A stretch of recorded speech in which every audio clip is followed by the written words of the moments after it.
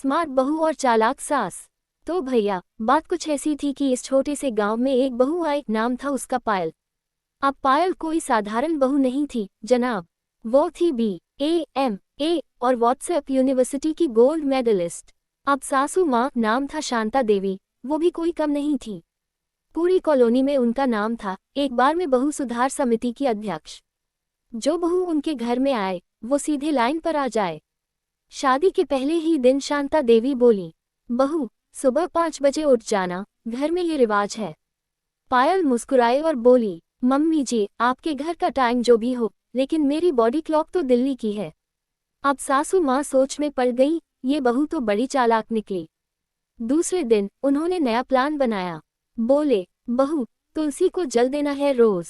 पायल बोली, दे दूंगी मम्मी जी, लेकिन पहले उसका QR कोड दो, पूजा ऑनलाइन करूंगी। शांता देवी को लगा अब तो ये डिजिटल बहू मुझे पछाड़ ही देगी। लेकिन फिर आया गोलगप्पे वाला रविवार। पायल बोली, मम्मी जी आज मैं गोलगप्पे बनाऊंगी। पूरा मोहल्ला इकट्ठा हो गया। गोलगप्पे खाकर सब बोले, वाह ऐसी बहू तो किस्मत वालों को मिलती है।